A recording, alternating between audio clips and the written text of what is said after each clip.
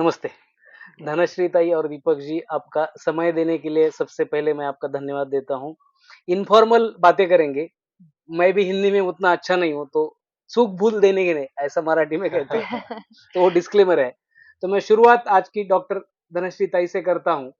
आपका थोड़ा बचपन, आप महाराष्ट्र से हो, नागपुर से हो, ऐसा अमित जी ने बताया, पर थोड़ा बचपन के बारे में बताओगे क्या कि कहाँ से हो, डॉक्टर बनने का एस्पिरेशन क्या था और फिर आगे की जर्नी थोड़ा?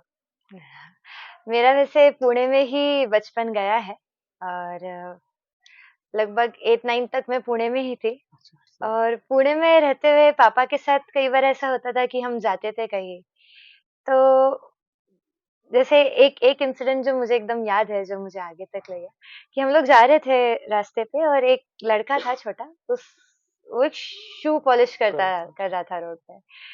तो फिर पापा ने उसको दिए कि चल ये काम कर रहा है तू, ये थोड़े रुपए हमें शू पॉलिश तो नहीं कराने पर तू ये रख रख ले। ले। पर उसने मना किया। उसने बोला कि मैं ऐसे रुपए नहीं लूंगा, क्या बात मैं तो इसके लिए ही करूंगा। फिर पापा को भी लगा, तो हम लोग सब साथ में ही थे, हम देख रहे थे। तो फिर पापा ने बोला नहीं यार तू बता फिर तुझे क्या जरूरत है। तो बोला कि मेरे पास शू का बॉक्स नहीं है पॉलिश करने के लिए, जिसपे अच्छे से पैर रख के वो है? पॉलिश कर पाए, वो अपन ले सकते हैं करके। तो वो फिर गए, वो लिया, वो किया। पर मुझे वो ध्यान में है कि कई बार ये जो संस्कार है वो बचपन से आता है, घर से ही आता है। और पुणे में भी वो है कि हम सबके लिए करे करके। तो घर में कोई डॉक्टर था या मतलब मेडिकल एडमिशन? अभी हम देखते हैं कि ज्यादातर लोग 95% लोगों को पूछो तो इधर वो बोलेंगे कि मुझे इंजीनियर बनना है या डॉक्टर बनना है। उसमें भी गवर्नमेंट कॉलेज से बनना है या आईआईटी से बनना है। तो मेरे सामने दो लोग हैं, एक आईआईटी से है और एक गवर्नमेंट कॉलेज से डॉक्टर है। तो मेडिकल की तरफ कैसे लगाव था या पहले से ही था? थोड़ा थोड़ा तो मेरे अंदर भी था और घर पे भी वैसी प्रेरणा थी कि मेडिकल लाइन में जाना चाहिए, और वो एक थोड़ा सेवा का भाव भी था। तो नितिन जी, आपका बचपन कैसा था? थोड़ा आपके बचपन के बारे में कुछ बताएंगे? मैं राजस्थान के कोटा जिले का एक गांव है सांगोद तहसील में कुराड़िया खुर्द गांव, वहां का रहने वाला हूँ। तो मेरा बचपन भी गांव में ही बीता, खेल में कूद में ही बीता। मेरे पिताजी सरकारी अध्यापक हैं राजस्थान सरकार गवर्नमेंट में। तो मुझे अभी वो समझ में आता है वास्तव में, और मैं बाल स्वयं सेवक भी रहा, मेरे गांव में शाखा लगती थी। मुझे बहुत बचपन की याद आती कि मेरे पिताजी मुझे गुरु दक्षिणा में लेकर गए थे, ध्वज प्रणाम किया, गुरु दक्षिणा दी। और मुझे याद है कि मुझे 4 बजे एक जो उसके मुख्य शिक्षक थे वो जगाने आते थे सुबह। वो पहली दिन तो मैं डर डर के गया, नहीं गया, पर बहुत ऐसी हल्की ध्यान में है। और मुझे ध्यान में मेरे पिताजी भी और माताजी भी गांव में उस तरह का एक उनका थी मान्यता। और मेरे दादाजी भी सरपंच भी रहे, तो गांव के लोग आते थे उनसे न्याय के बारे में बातचीत करने। तो ऐसी मेरी कई धूमिल यादें हैं। पर बचपन की एक घटना मुझे जो कॉलेज में जाकर समझ में आई वो ये थी कि मेरे गांव में एक बार कृष्ण जन्माष्टमी पे झांकी बनी। और हमारे गांव में एक परिवार था, तो उसके साथ मेरी बहुत अच्छी दोस्ती थी। वो जो उसका उनका पोता था, हीरा काका का पोता। और वो जब हमारे पास कोई चप्पल खराब हो जाए या ऐसा हो जाए तो उनके पास जाते थे सिलाने के लिए, या गांव में कोई पशु मर जाता तो वो उसकी चमड़ी लेकर जाते थे। तो वैसा था, पर मुझे एकदम ध्यान नहीं था कि वो कैसा डायनेमिक्स था गांव में। पर मैंने देखा कि गांव में जब कृष्ण झांकी बनी तो मैं आगे चल रहा था, वो मेरे पीछे चल रहा था दर्शन के लिए, तो मुझे तो जाने दिया पर उसको रोक दिया। ये बात मुझे फिर कहीं ना कहीं कॉलेज में जाके समझ में आई कि वो वास्तव में क्या था। तो मेरे मन में भी धीरे, और फिर कॉलेज में भी मेरा हमारा कॉलेज का एक ग्रुप था। वो शाखा ही चलती थी रुड़की में, और प्रोफेसर आनंद बुलू से थे, तो हमने वो शाखा जाना शुरू किया और उसके माध्यम से फिर अलग अलग गाँव में प्रवास हुआ। तो आप छोटे गांव से थे, पर आपने कोटा का भी उल्लेख हाँ किया कि उसके हाँ बाजू में था। तो आईआईटी में जाने की प्रेरणा कोटा से थी, या वो संस्कार कैसे हुआ हाँ शिक्षा का इतना बड़ा? हाँ, वो तो उसमें वातावरण का एक फर्क रहता है। मैं जब छठी कक्षा तक था तब तक गांव में था, उसके बाद में कोटा चला गया। अब तो कोटा में छठी, सातवीं, आठवीं, नवीं, 10वीं से ये हो जाता है कि भाई आईआईटी या एमबीबीएस। बायोलॉजी में कम रुचि थी, मैथ्स में अच्छा था। मतलब ये भी था कि किसमें आप अच्छे हो, अच्छा। रुचि किसमें वो थोड़ा सेकेंडरी है, पर हाँ नंबर किसमें अच्छे आए। तो मेरा ठीक था, मैं फिजिक्स केमिस्ट्री मैथमेटिक्स मुझे ऐसा ठीक लगता था, तो मैंने, और हमारे दोस्त भी थे ऐसे काफी, तो आईआईटी का परिचय था ही, आईआईटी जाना ही है, तो उन्होंने कहा कि, तो हम चले गए कोचिंग करने लगे और चले गए रुड़की। नहीं, चले गए और हो भी गया, ये भी बहुत, ये मतलब इतना आसान नहीं है आज की डेट में। आ, आईआईटी में जाने के बाद जब पास आउट हुए तो मैं आपका लिंक्डइन प्रोफाइल देख रहा था, तो आई थिंक 4-5 महीना कहीं तो जॉब किया है। हम्म। उसके बाद इम्पैथी कनेक्ट करके हम्म। कुछ तो ना ये था। स्टार्ट। तो इम्पैथी कनेक्ट कोई कमर्शियल एक्टिविटी था या वो भी कुछ सोशल एंटरप्राइज था? तो कॉलेज में मेरे साथ एक बड़ा सौभाग्य ये रहा, जो मैं ग्रुप के बारे में बता रहा था, एक भारत वंदन करके ग्रुप था, इनफॉर्मल ग्रुप ही था और शाखा का ही वो ग्रुप था। तो हम हर सेमेस्टर एंड पे किसी गांव को देखने जाते थे। उसी सिलसिले में हम झाबुआ का भी जो संस्था का काम देखने आए, झाबुआ का समाज देखा हम। दीनदयाल रिसर्च इंस्टीट्यूट जो चित्रकूट में, वहां भी गए। तो ऐसा एक्सपोजर होने से मुझे लगा एम्पैथी आती है, और एम्पैथी के बाद फिर क्यूरोसिटी जगती है कि समाज वास्तव में कैसा है, उनके क्या दुख है, समाज के क्या दुख है, मेरी क्या भूमिका है। तो एक्सपोजर से एम्पैथी, एम्पैथी से क्यूरोसिटी, और फिर डिस्कवरी शुरू होती है कि मैं कुछ प्रयोग करके देखूं, उस प्रयोग का फिर फीडबैक मैं लूं, तो उसमें फिर उससे सीख कर मैं आगे बढ़ूं। तो मुझे लगा कि ये सबसे सही लर्निंग प्रोसेस है, एक्सपोजर से एम्पैथी क्यूरियोसिटी वाला। तो जैसे मेरे अंदर बदल आया समाज को देखने से, और मैंने तय किया कि मैं कॉर्पोरेट कंपनी, और 3 महीने मैंने एक स्टार्टअप में ही जॉब किया था, क्रोफार्म करके। वो छोड़कर फिर मैंने ये एम्पैथी कनेक्ट शुरू किया। तो एम्पैथी कनेक्ट्स मतलब यही था, वो एक तरह का सोशल एंटरप्राइज ही था। तो जिस प्रकार की इस यात्राओं से मेरे अंदर बदल आया, तो हमने उसको थोड़ा उस तरीके से करने की कोशिश की, जैसे ऑनलाइन उसकी एप्लीकेशन फ्लोट की या वेबसाइट बनाई कि देश का कोई भी युवा इस यात्रा में आ सकता है। तो उसका उद्देश्य ये था कि हम ऐसे स्थानों पर युवाओं को लेकर जाएंगे जहां कोई सामाजिक कार्य चल रहा हो, जहां कोई समाज रह रहा हो, उसके अध्ययन के लिए लेकर जाएंगे। उसके सशुल्क रहता था वो। अच्छा। तो उसके दोनों हित थे कि वो एक कमर्शियली वायबल भी बने, और इस तरह के एक्सपीरियंशियल लर्निंग के अवसर वो युवाओं को दे। अच्छा, तो एम्पैथी कनेक्ट भी सोशल एंटरप्राइज भी यस। एंटरप्राइज। एक सामान्य क्वेश्चन है, तो नॉन प्रॉफिट, हाँ। एनजीओ, सेवा संस्था, ये ज्यादातर लोगों को पता है, पर जब सोशल एंटरप्राइज कहते हैं तो फंडामेंटल क्या डिफरेंस है दोनों? उस समय तक तो मेरे जो अनुभव थे सोशल एंटरप्राइज को लेके, वो, और ये क्या थोड़ा नया ही डिफाइन किया है इस फील्ड को। वैसे भारत में तो ये बहुत समय से हो रहा है, पर इसको डिफाइन किया कि ऐसी बिजनेस एंटिटी जो बिजनेस तो कर ही रही हो पर इम्पैक्ट भी कर रही हो, सोशल इम्पैक्ट भी, और वो फाइनेंशियली वायबल भी हो, ऐसा एक डेफिनेशन जो देते हैं। पर मुझे झाबुआ में आकर ऐसा लगा कि हर वो काम जो समाज के लिए, जरूरी नहीं है कि वो कोई बिजनेस, बिजनेस। कोई इकोनॉमिक वैल्यू जनरेट कर रहा हो, सोशल वैल्यू भी जनरेट कर सकता है। जैसे उदाहरण के रूप में झाबुआ में एक इनिशिएटिव लिया, डॉक्टर धनश्री ने ही वो स्टार्ट किया, रोगी सहायता केंद्र, कि गांव में प्रत्येक परिवार पर बीमारी के कारण कर्ज है। तो ये सोचा कि गांव का कोई युवा अगर सरकारी हॉस्पिटल के सिस्टम को अच्छे से अध्ययन कर ले, और जब गांव में कोई व्यक्ति बीमार पड़े और उसको वो वहां दिखाने में मदद कर दे, तो केवल इस सरल एक्टिविटी से लोगों के लाखों रुपए बचने लगे। बाप रे। क्योंकि वो सरकारी अस्पताल में अब दिखाने लगे, उनकी सर्जरी होने लगी। उन्हें पहले ये नहीं पता था कि एक डॉक्टर सर्जरी का नहीं तो दूसरा होगा। दूसरा होगा। तो ऐसी जानकारी का गैप उन वॉलंटियर्स ने ब्रिज किया, और उनके साथ जाकर उनके इलाज में सहयोग किया। यहाँ रिपोर्ट बनेगी, इस डॉक्टर को आप दिखाएं, यहाँ ब्लड मिलेगा, यहाँ जांच होगी। तो उनके प्राइवेट हॉस्पिटल के खर्च के लाखों रुपए बच गए। तो मुझे लगा ये भी सोशल एंटरप्राइज है। सही। तो हमने कहा कि शिवगंगा अपने आप में ही एक बड़ा सोशल एंटरप्राइज है। तो सोशल एंटरप्रेन्योर वो व्यक्ति जो सोशल इम्पैक्ट कर रहा है, उसकी इकोनॉमिक एक्टिविटी हो भी सकती है, नहीं भी हो सकती है। मैं तो कहूंगा कि जो बहुत बिजनेस है, एकदम ही बिजनेस, वो भी सोशल एंटरप्राइजेस हो सकते हैं। वो मूल में उसकी प्रेरणा है वास्तव में, कि वो परमार्थ की प्रेरणा है। और एंटरप्रेन्योरशिप का हमारा जो अनुभव है, इट्स अबाउट ग्रोइंग टुगेदर। केवल ट्रेडिंग या बिजनेस नहीं, इट्स अबाउट ग्रोइंग टुगेदर, कि सभी कैसे ग्रो करें। ये वास्तव में उद्यमिता है, और यही सामाजिक उद्यमिता का भाव है। सही। नहीं, ये बहुत अच्छा फर्क आपने बताया, और ये भी अच्छा लगा कि जरूरी नहीं है कि हर एंटरप्राइज अब स्टार्टिंग में सोशल हम्म। एंटरप्राइज हो। अगर आप इम्पैक्ट कर रहे हो, हम्म। इंक्लूसिव कर रहे हो, तो वो भी सोशल एंटरप्राइज हो सकता है। तो आई थिंक ये हाँ। बहुत बड़ी चीज है जो काफी छोटी छोटी कंपनियों को भी एक्सेप्ट करने लायक है। एक बहुत ही सबके मन में वो प्रश्न है, आप दोनों को पूछूंगा तो आप पहले और बाद में ताई आंसर दे सकती है। लोगों का एस्पिरेशन होता है कि मेरा बेटा इंजीनियर हो, गवर्नमेंट हम्म कॉलेज से हो, आईआईटी तो टॉप मोस्ट में, हम्म या उसके बाद डॉक्टर हो, गवर्नमेंट मेडिकल कॉलेज से हो। तो ऐसे होनहार बच्चे होना, उन्होंने वो करके दिखाना, और उसके बाद जो हो ना हो मटेरियलिस्टिक एस्पिरेशंस होते हैं, बड़ा दवाखाना हो, या किसी आईटी कंपनी में बड़ी पोजीशन में हो, हम्म या खुद का कुछ एंटरप्राइज हो। ये एस्पिरेशंस पेरेंट्स के भी होते हैं, आपके आजू बाजू के सोसाइटी के भी होते हैं। ये सब छोड़ के, ये हम्म। डिस्कार्ड करके अपना जो मिशन है, इसका कारण कुछ भी हो, आपका एक्सपीरियंस हो, बचपन के संस्कार हो, तो इसका अनुभव कैसा रहा? पेरेंट्स का कुछ विरोध हुआ, समाज का कुछ विरोध हुआ, हम्म। तो दोनों के अनुभव सुनना चाहूंगा।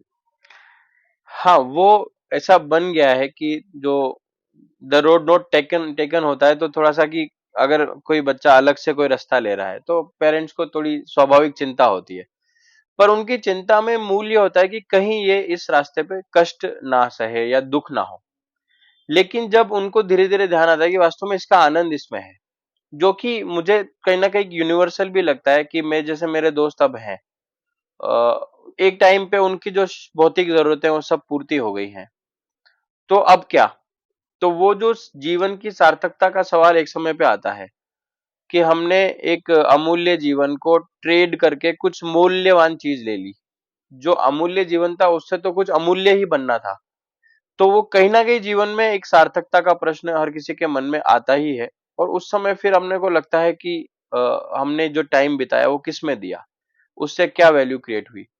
तो तो मेरे पिताजी माताजी के साथ भी ये होगी, पहले वो थोड़ा परेशान हुए कि ये कैसे करेगा, उनके सवाल होते थे। लेकिन जब उन्होंने देखा कि इसमें इसका इसका आंतरिक विकास हो रहा है, इसके जीवन में एक स्थायित्व आ रहा है, तो ऐसी बहुत सारी बातें उन्होंने देख के उन्होंने खुद ने वो जाबो आए 2-3 बार उन्होंने देखा कैसे रह रहा है, कहाँ कर रहा है, और वो धीरे-धीरे आश्वस्त होते चले गए।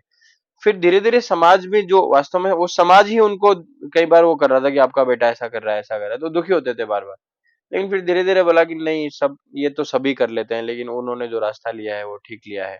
तो आज मेरे पिताजी कहते हैं, बहुत गर्व से कहते हैं कि तूने रास्ता ठीक लिया है, बस थोड़ा कभी-कभी ऐसा लगता है कि तेरा घर की तरफ मुंह हो जाए। पर वो मेरे बहुत बड़े साथी सहयोगी बने, एक यात्रा रही, और वो एक तरीके की ढाल है मेरे क्या बात उसमें। है, क्या बात। वो बहुत बड़े सहयोगी हैं, इस काम में सहयोगी हैं, और समझ कर जुड़ रहे हैं।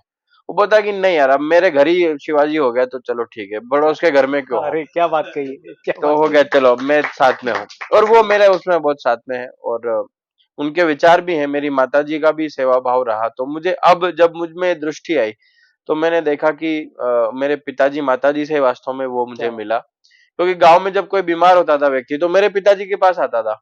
वो मुझे बोलते थे जाओ टिंचर आयोडीन लेके आ, ये इनको चोट लगी, पट्टी कर देते थे।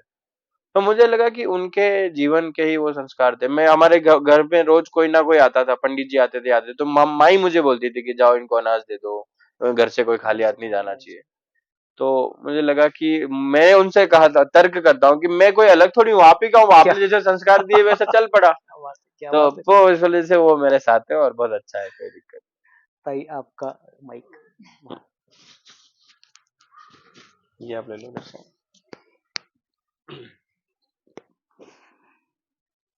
हाँ। आप सेम ही सवाल कि आप समाज, पेरेंट्स का कुछ विरोध हुआ, क्योंकि एक एस्टैब्लिश डॉक्टर जो हो सकती है, जिन्होंने ऑलरेडी इतने अच्छे गवर्नमेंट कॉलेज से एमबीबीएस किया है, तो घर से इस निर्णय पर कैसा रहा, उनकी प्रतिक्रिया कैसी रही? मेरा वास्तव में थोड़ा एक्चुअली मराठी स्टेट में हिंदी साइडर जो हम बोलते हैं, तो एक थोड़ा-सा अलग-सा डर भी, डर लगता या है, थोड़ा एक हेजिटेशन होता है। इन जनरल फैमिलीज़ में बना हुआ होता है। और मुझे ट्राइबल एरिया देखना था, मैंने पढ़ा बहुत था इसके बारे में, नेगेटिव ही पढ़ा था, पर मुझे जानना था कि ये सही में ऐसे है क्या? तो मुझे जाना ही था, और मुझे इतना पता था कि मैं घर पे पूछूँगी तो मना हो जाएगा कि अकेली लड़की है, मध्य प्रदेश है, एकदम जनजाति एरिया है, कौन है, क्या है, पालघर, ये सब सब सुनते रहते सुनते हैं। रहते थे। तो इतना तो पता था कि घर पे पूछ के तो मना होगा। तो फिर वो मैंने ऐसा निर्णय लिया कि मैं नहीं बताऊँगी, और फिर बिना बताए मेरा जाना हुआ। बाप रे। और फिर जहाँ मैं जा रही थी वहाँ भी मुझे थोड़ा डर सा तो था ही कि ये कौन-सा एरिया है, कैसा है। तो वहां पर गई तो वहां भी मैंने थोड़ा अलग बताया, मतलब मुझे ऐसा लग रहा था अपनी आइडेंटिटी सिक्योर करनी है, तो मैंने फिर अपना नाम धनश्री वहां पे बताया, और हाँ घर पे सब पता है, ऐसा किया। तो मेरे अनुभूतियां वहां पे बहुत ही अच्छी रही। मैं जो सीख कर रही थी वो मुझे कई सारी चीजें वहां सीखने मिली। और फिर मैं वापस गई 2 हफ्ते के लिए, और उतने में लॉकडाउन लग गया। तो 9 महीने में वहीं पे थी। अब मैं उधर हूँ और मेरे घर वालों को लग रहा है कि मैं कोल्हापुर में हूँ। और वो एकदम वैसी स्थिति आ गई कि पूरा ही लॉकडाउन है, तो अब मैं बताऊं तो भी वो प्रॉब्लम।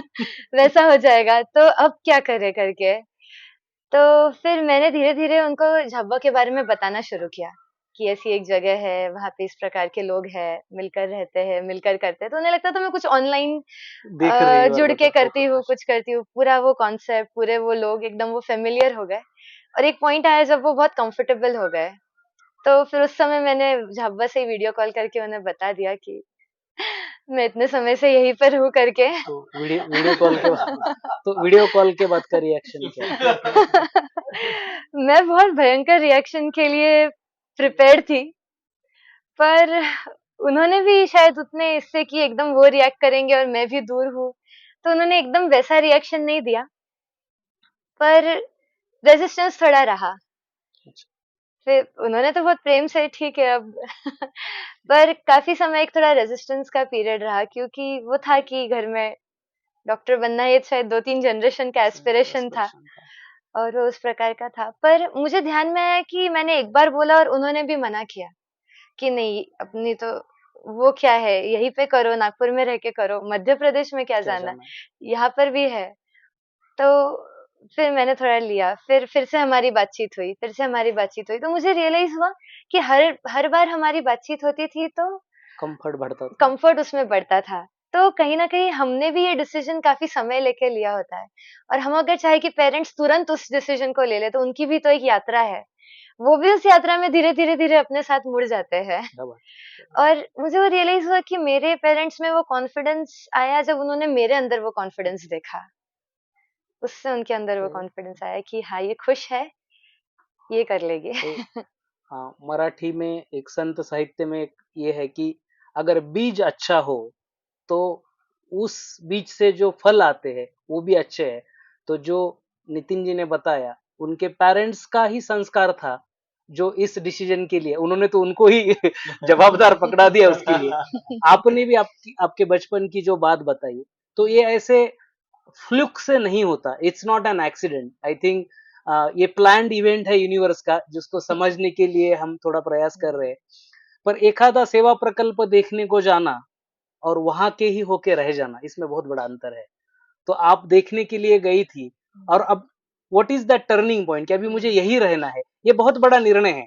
आपकी फैमिली है, आप लड़की हो, एक अच्छी क्वालिफाइड हो, आपके घर वालों के एस्पिरेशन है। तो ये टर्निंग पॉइंट क्या था कि मुझे यही रहना है, मतलब वो इतना बड़ा डिसीजन? इसमें थोड़ा एक्चुअली ऐसा है कि हमारे 3rd ईयर में चैप्टर आता है ट्राइबल मेडिसिन करके, एक हमारे पढ़ाई में भी आता है। तो उसमें वो ट्राइबल एरिया के बारे में ऐसा लिखते हैं कि वो मान पढ़ होती है, इसीलिए वो बच्चों का ध्यान नहीं रख पाते। वो बहुत सारा ब्लैक मैजिक या वुडू इन सब चीजों में करते हैं, मतलब कुल मिला के एक वैसा नैरेटिव सेट था। और वो मेरा फॉर्मल ट्राइबल इन पहली बार ही मैं ट्राइबल इंटरेक्शन था मेरा कि ट्राइबल लोग कैसे होते हैं, पहली बार मैंने उसमें पढ़ा, तो मेरी क्यूरियोसिटी जगी। तो फिर मैंने थोड़ा और सर्च किया, नेट पे सर्च किया, तो उसमें कुछ ऐसे बात ये आई कि यहाँ पे कोई भी इस एरिया में जाता है तो तीर मार देते हैं, मतलब लड़कियों को बेचते हैं, या उस प्रकार का एक एकदम नैरेटिव ट्राइबल को लेके मेरा बना। और मेरे अंदर एकदम एक भाव आया कि ये कैसे लोग हैं, मतलब ऐसे कैसे हो सकते हैं, और इनको जाके देखना चाहिए, या वो एकदम आता है ना कि यार इसको ठीक करना पड़ेगा, सुधारना चाहिए, मतलब एकदम आक्रोश वाला भाव था अंदर। तो मैं फिर ढूंढ ही रही थी किस जगह पे जा सकते हैं। तो ये एक हलमा करके एक बड़ा कार्यक्रम होता है झाबा में, उसमें बाहर से कई सारे विद्यार्थी देखने आते हैं। तो मेरा उसमें आना हुआ, और झाबा में आते बराबर हमें एक गांव में छोड़ देते हैं, और बस एक कोई घर में परिचय करके चले जाते हैं। तो मैंने पूरा वैसा सुना हुआ था, पर करना तो था ही, तो हम गांव में गए, और बढ़िया कुछ लड़कियां हैंडपंप पे ऐसे पानी वगैरह भर रही थी, मैं उनकी तरफ देख रही थी, वो मेरी तरफ। उसने एक ने पूछा, दीदी आप पानी लोगे क्या करके? मैंने बोला ठीक है। पूछा भोजन हुआ क्या? तो मैंने बोला नहीं हुआ। तो वो मुझे अपने घर ले गई। तो घर पे जो भी बर्तनों में जितना भी था वो पूरा उन्होंने नलाया दिया। फिर घर के और मेंबर्स आते गए, फिर बढ़िया वो लोग भी बैठ गए, हमारी बातचीत शुरू हो गई।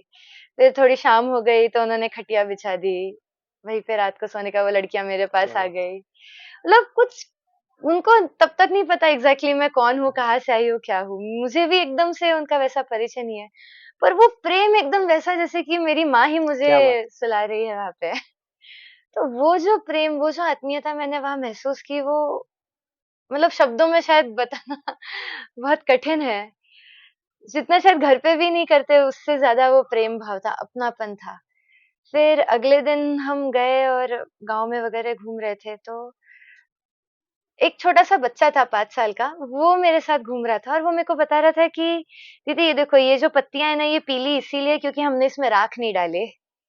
अच्छा तो उसको नहीं पता कि ये फास्फोरस की कमी के कारण येलोइंग हुई है, पर ये उसको पता है।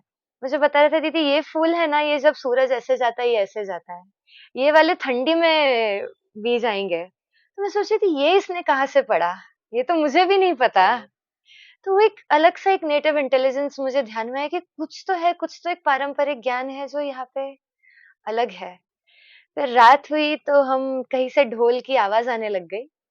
तो मेरे साथ जो लड़कियां थी, उन्होंने बोला यार बहुत सुंदर आवाज है। तो रात के 11-12 बज रहे थे लगभग, तो बोले दीदी चलो अपन सुनते हैं। और रात के 11 बजे बाहर कैसे जा सकते हैं घर के? और वो मेरी तरफ देख रही कि बाहर जाने में क्या क्या दिक्कत है। दिक्कत है?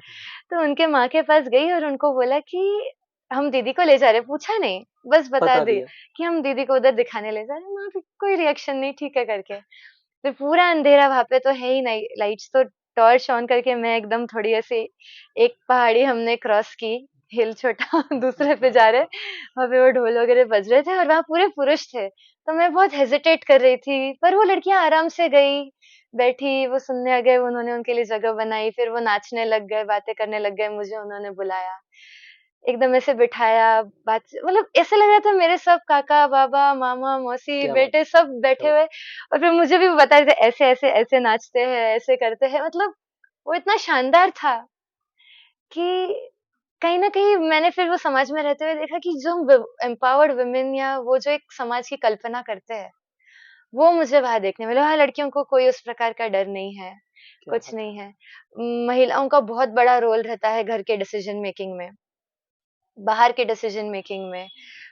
वो वो मैंने एक देखा वहां पे क्या बात कि वो किस है। प्रकार सही। से होता है। और एक और घटना जो वहां पर हुई कि मतलब कई बार हम सोचते हैं कि हम इनको सुधारने सुधारने आए जा हैं। रहे हैं, तो वहां रह के मुझे समझ में आया कि यार मेरे घर के डोर स्टेप पे अगर कोई अनजान व्यक्ति आ जाए, तो मुझे जो बचपन से सिखाया कि आई होल से देख लो, और पतन फिर से हो तो खोलो, नहीं नहीं तो। तो और यहाँ एकदम ही वैसा उलट अनुभव था। तो सही। उसमें वो भाव बना कि नहीं, अब मुझे मिलकर करना है, उनके लिए नहीं, वास्तव में हमें ही बहुत कुछ सीखना है। एक नैरेटिव भी आपने बताया और रियलिटी भी बताई, तो 180 डिग्री का डिफरेंस है। और कई बार शिक्षा हमें एक झूठा अहंकार देती है कि हमें ज्यादा पता है, कोई वेस्टर्न ज्ञान हो उससे भी हो सकता है। पर आपने जो बताया, जिसमें आपने नेटिव इंटेलिजेंस की बात की या कन्वेंशनल विजडम जो जनरेशन से आ रहा है और टिका हुआ है, और केवल टिका हुआ नहीं है, अतिथि देवो भव कहना, और आपने जैसे बोला दरवाजे से देखकर, वो नहीं था, उन्होंने आपको बहन की तरह ही स्वीकार किया।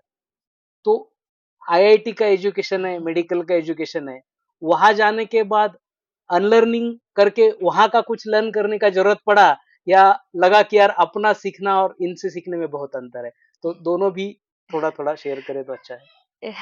इसमें एक मेरा बहुत अच्छा अनुभव रहा कि मेरी एमबीबीएस जब पूरी हुई, मतलब हम पूरे डॉक्टर बन के गए, तो नर्मदा किनारे एक गांव है, वहां पे बिल्कुल ही नेटवर्क नहीं आता, आपको 3-4 किलोमीटर पहाड़ी पे एक आएगा। और सड़क भी जिसपे 4 व्हीलर रन कर सकता है वो एक 3 किलोमीटर दूर था, उसके बाद आपको पूरा चल के किनारे पे उनके घर पे आना होता है। तो वहां मैं रुकी थी, बारिश हो रही थी, प्रेग्नेंट महिला भी थी वहां पे।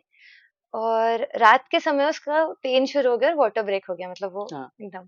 तो मैंने देखा पूरा, तो बच्चा उल्टा था, बेबी उल्टा था। तो मैं एकदम उस मोड में आ गई कि अभी हम एम्बुलेंस कहाँ से बुलाएंगे, ये ऊपर तक जाएंगे, नेटवर्क भी नहीं, और उनको लेकर कैसे जाएंगे, है ही नहीं, पकड़ पकड़ने के लिए कुछ नहीं। कुछ नहीं है, कैसे ले जाएंगे, क्या करेंगे। वहां से भी फैसिलिटी फिर और 50 किलोमीटर दूर थी, जो अलीराजपुर की फैसिलिटी थी। तो मैं वहां पे एकदम उस मोड में, पैनिक मोड में हो रही थी। पर वहां पे गांव में ट्रेडिशनल हीलर्स होते हैं, ओहणी करके, पुरुष भी होते हैं, महिला होते हैं, वो ट्रेडिशनली डिलीवरी करते हैं। तो वो आए, उन्होंने आराम से बच्चे को देखा और वो बोले कि बच्चा उल्टा है। तो एक मैन्यूवर है जो हम पढ़ते हैं हमारे किताब में, जिसमें आप बच्चे को सीधा कर सीधा कर सकते हो। सकते। पर मैंने अपने पूरे कॉलेज में किसी भी सीनियर को कभी भी वो अटेम्प्ट करते हुए नहीं देखा था। वो सीधा सी सेक्शन में ले लेते हैं कि कट कर दो, निकाल दो। निकाल दो। पर उन्होंने मेरे सामने वो किया पूरा, क्या बात उसको पूरा घुमाया और उसको डिलीवर आउट कर दिया। ना है, माँ को विदाउट कोई एनी, परेशान, क्या बात बच्चा एकदम से। तो वो मुझे ध्यान आया कि एक वास्तव में एक बहुत बड़ा ज्ञान है जो वहां पर है। और जो आप बता रहे कि हमें लगता है कि हमें बहुत कुछ आता है, उस प्रकार का नहीं है। तो वहां रहते हुए इस प्रकार के बहुत सारे अनुभव आते रहते हैं। है। सही है, बहुत ही रंजक था मतलब। नितिन जी, आप कुछ बताना चाहेंगे? मुझे भी ये लगता है कि हमने हमारी जो अध्ययन है वो अ, जो ज्ञान है वो अध्ययन जनित ही है, अनुभूति जनित कम है। तो जब मैं झाबुआ गया तो मुझे ये तो था कि हाँ आईआईटी की डिग्री है या ऐसा है।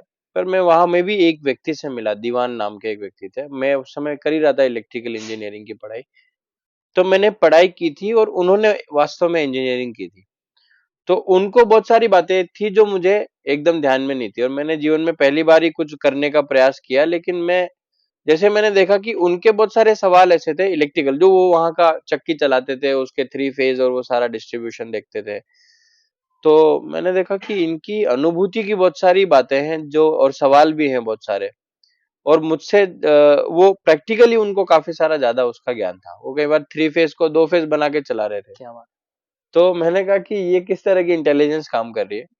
और उससे भी अधिक मैंने देखा कि जब मैंने देखा कि पहली घटना में गया तो मैं 2015 में पहली बार उस गांव में गया।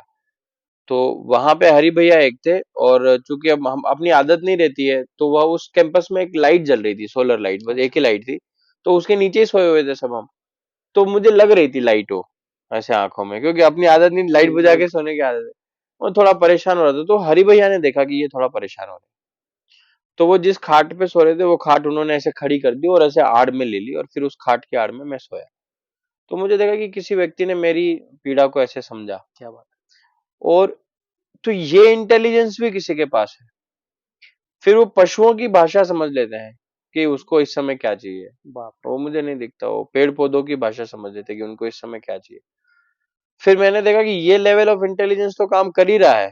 पर मैंने देखा कि मेरे कॉलेज में सभी आईआईटीएन है, और सभी चिंता में घूम रहे हैं कि हमारी इंटर्नशिप नहीं हुई, हमारी प्लेसमेंट नहीं है। 3rd ईयर में सभी बोझा लेके घूम रहे हैं, उदास है, लटक रहे हैं, वही बात कर रहे हैं, प्लेसमेंट नहीं हुई, इंटर्नशिप नहीं हुई। और मैंने वहां देखा, वो हरिभाई का परिवार ही देखा, उनके सर पे कर्ज है, लेकिन वो भूखे हैं पर दुखी नहीं है। वो, उनको ये भी नहीं है, वो मेहनत कर रहे हैं उसको करने के लिए। वो ऐसा भी नहीं कि हताश होकर रुक गए हैं जीवन में। तो मैंने कहा इनकी इनकी जीवन की क्या ये आधार है? नहीं, इनके ऊपर कर्ज है तो ये दुखी भी नहीं है, और ये कर रहे हैं मेहनत, बस हो जाएगा पूरा। तो उन कष्टों में भी वो बहुत ऐसे थे। तो मुझे लगा कि मेरे पास दुख होने का क्या कारण है? मैं क्यों दुखी हूं जब मेरे पास इतने सब कुछ है, मुझे इतना सब कुछ दिया है, मैं इतने अच्छे अवसरों से वहां पहुंचा हूं। फिर मेरे पास क्या कारण है? तो मुझे फिर चिंता मेरे दोस्तों के लिए, यार तुम्हारे पास, तुम क्यों दुखी हो रहे हो? तो मेरा एक दोस्त था, उसको गूगल की जगह फेसबुक में प्लेसमेंट हो गया। तो बोला यार वो फेसबुक में हो गया, गूगल में नहीं हुआ, बता। तो वो यूएस में इंटर्नशिप जाना था, वो जापान में जाना पड़ रहा है, बताओ। तो मैंने कहा यार, तो मैंने जीवन के इंडिकेटर्स बदले कि हैप्पीनेस मतलब क्या, जीवन, अच्छा जीवन मतलब क्या, सफलता मतलब क्या। तो मैंने फिर वो मेरी जो परिभाषाएं थी वो उस समय उसमें बदल आया काफी। और फिर मेरी लर्निंग वहां से शुरू हुई वास्तव में। समाज से वो सीखने का एक सिलसिला वहां से शुरू हुआ। और मैंने वहां देखा बहुत अच्छे जैसे राजाराम कटारा जी वहां पे हैं, वो अच्छे वहीं के समाज के भी हैं, पढ़े लिखे भी हैं। मैंने देखा कि वो हलमा जो बड़ा आयोजन होता है आप नवकुंभ में, उसमें 40,000 लोग आए हुए थे उस समय 2017 में।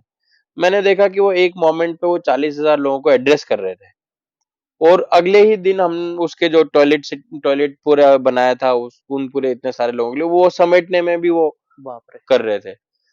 तो उस समय फिर मेरा जो आईआईटी वाला जो आप बोल रहे थे कि वो टोपी पहने रखते वो उतरी कि वास्तव में ये जो स्पेक्ट्रम है कि अपने मैं को इतना छोटा भी आदमी करके चल सकता है। तो मुझे फिर वो मेरी लर्निंग वहां से शुरू हुई और मैं फिर उसमें जुड़ता चला गया। मेरा एक्चुअली अगला सवाल था जिसका हम्म। आपने आंसर दिया कि एक सुखवस्तु कुटुंब से, अच्छे परिवार से होने के बाद तुलनात्मक जहाँ रिसोर्सेस उतने नहीं, वहां जाके एडजस्ट होना कैसा आपका अनुभव रहा? पर आपने जो बताया कि ऑप्शन ही नहीं है एडजस्ट होने के लिए, रादर अपने को आपको रियलाइज हुआ कि मैं इतना क्रिप क्यों करता हूँ। तो मेरा अगला सवाल वो था कि एडजस्ट होने में कोई दिक्कत हुई क्या? पर आपने शायद वो नहीं, आंसर दे वो दिया है। अपन अपनी क्षमताओं से परिचित नहीं होते हैं वास्तव में। मतलब हम बहुत एक्सट्रीम पे जा सकते हैं, पर हम ही कई बार अपने आप को लिमिट रखते हैं। मतलब मुझे था ही नहीं कि मैं इतना सारा कर सकता हूँ, इतना सब हो सकता है। वो तो जितना बड़ा लक्ष्य जीवन में आता है उतना ही सामर्थ्य व्यक्ति में आता जाता है। क्या बात तो और कोई भी समस्या उतनी बड़ी होती नहीं, वास्तव में वो सामर्थ्य ही हमेशा बड़ा होता है। तो मैंने ये वहां से सीखा। तो मुझे ध्यान भी है कि मेरा जो लर्निंग कर्व है वो मुझे लगता है कि मेरा काफी अनुभूति वाला रहा। मैं जब कॉलेज में मेरे दोस्तों से पास आउट होके आया, और वो मेरे दोस्त बोलते हैं वास्तव में कि जब वो उन्होंने मतलब 2 साल बाद मैंने उनको एक फेसबुक पे पोस्ट किया कि आपका एक दिन कैसा दिखता है आप बताओ। तो वो बोलते भाई हम तो ऑफिस में रहते हैं सुबह से शाम, फिर कैब लेके जाते हैं 2 घंटे बैंगलोर ट्रैफिक में रहते हैं। तो मैंने मेरे यहाँ की फोटो भेजी, बोला एक बांस की कुटिया है, सुबह मैं सूरज के साथ उगता हूँ, दिन भर कई बार बारिश में तालाबों में नहाना होता है, बांस की इस कुटिया मेरा ऑफिस है, कभी यहाँ गिरगिट और जुगनू चले आते हैं, और कभी मैं जंगलों से गुजरना होता है, झरनों में नहाना होता है, और मेरा एक दिन ऐसा दिखता है। क्या बात है, तो वो क्या बोलते हैं बात यार है, जीवन तू जी रहा है, हम तो काट ही रहे हैं। क्या बात, क्या बात है। तो मैंने कहा, तो इसलिए वो कष्ट कई बार ऐसा शरीर का कष्ट रहता है, लेकिन वो मन और उसके धरातल पे वो अलग है, और अपनी संभावनाएं भी बहुत अधिक होती है।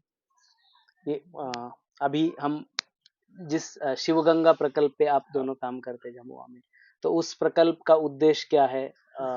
उसका एक्टिविटीज क्या क्या होती है, तो उसके बारे में थोड़ा बताएं तो अच्छा रहेगा। झाबुआ और अलीराजपुर 2 जिले हैं, मध्य प्रदेश का पश्चिमी भाग है। उत्तर में माही जी है और दक्षिण में नर्मदा जी नदी के बीच में ये पूरा भूभाग है। 1320 गांव है, अच्छा, 22 लाख की जनसंख्या है, और भील जनजाति मुख्य रूप से रहती है। अच्छा, अ, वैसे बहुत पुराने समय से ही रामायण काल में भी भील भील का समाज का उल्लेख। जिक्र रहा है। अलग अलग समय पे शबरी माता भीलनी थी, वाल्मीकि भील रहे हैं। तो वैसा समृद्ध इतिहास रहा है। पर इन पिछले 180-200 सालों में वो पहले पूरा वन क्षेत्र था, तो जंगल कटने के कारण उस तरह के एक अस्तित्व के संकट आए। क्योंकि जंगल से पोषण भी था, जंगल से सारा जीवन भी था, पशुओं का भी था, पर्याप्त था, जल भी पर्याप्त था। लेकिन जंगल कटने के बाद पानी भी खत्म हो गया, मिट्टी भी कम होती जा रही है, और धरती एकदम बंजर होने लग गई थी।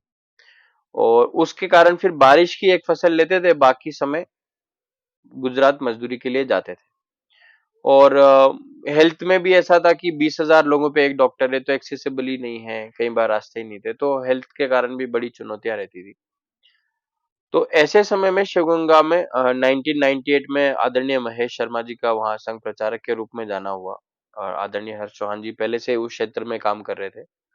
तो आप दोनों ने मिलके फिर उस पूरे अंचल को लेकर विचार किया, और उसकी शुरुआत वास्तव में महेश जी ने 1998 से लेकर 2004 तक घर घर संपर्क किया, गांव गांव गए, door to door man to man वो गए, और वहां पर फिर उन्होंने रियलाइज किया कि जनजाति समाज के बारे में जो परसेप्शंस है वो वास्तव में गलत है, और समाज तो बहुत ऊंचे जीवन मूल्यों से है। फिर उसमें ये अप्रोच हुई कि हम गांव को समझाने नहीं, समझने जाएंगे, क्या बात, और समझने से स्ट्रेंथ ध्यान में आती है, और स्ट्रेंथ के आधार पर अगर इंटरवेंशन हो तो वो सफलता की ओर बढ़ता है। जनरली लोग वीकनेस पे इंटरवेंशन करते हैं कि ये इनमें ये नशावृत्ति है तो इसको कम करो।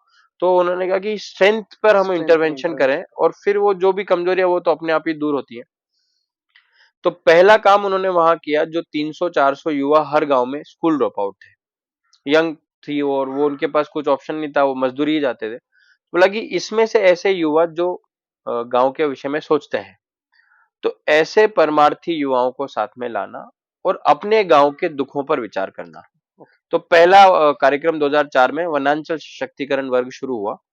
उस वर्ग में ऐसे 13-14 विषय थे, मेरे गांव के क्या दुख है, व्यक्ति के दुख पर बात नहीं की, पूरे गांव का गांव क्या के दुख है, और अपने लिए नहीं सबके लिए करना धर्म। उसमें ये डिफाइन भी किया, स्वाभिमान जगाना, धर्म बचाना, पुण्य बढ़ाना।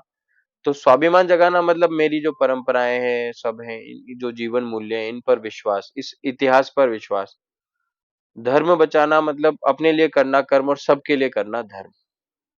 पुण्य बढ़ाना मतलब कोई काम मुझे अच्छा लग रहा है तो मेरे साथ के लोग भी करें, मैं अकेला ना करूं, तो ऐसे गांव में टीम बनाना। और जब ये सारे गुण किसी में होंगे तो कैसा दिखेगा, तो परमार्थ के काम करते हुए दिखेगा सभी के लिए। तो ऐसा वो एक प्रोग्राम 3 दिन का लगातार चला, तो ऐसे अनेक युवा तैयार हो गए जो गांव के विषय में विचार करने लगे। और फिर वो शुरुआत हुई कि वो युवाओं के सीखने की प्रक्रिया रही, भाई हमें जल को लेके काम करना है, तो जल की ट्रेनिंग हुई बचाने की। तो गांव के युवाओं ने गांव गांव में वाटर स्ट्रक्चर्स बनाने शुरू किए। अभी 130 गांव में तालाब बन गए। जब जल को लेके विश्वास बना, तो फिर मातावन वहां की एक और परंपरा है, वो पुनर्जीवित की। तो हर गांव के जो पारंपरिक वन है उनको जीवित किया। तो 190 गांव में ही हो गया। इसी बीच में उनकी हलमा, जो जल बचाने के लिए वहां की एक हलमा परंपरा है भील समाज की, एक गांव में घर पे कोई भी व्यक्ति जब संकट में होता है और अपने पूरे प्रयास के बाद भी वो उससे नहीं निकल पाता है, तो वो हलमा बुलाता है।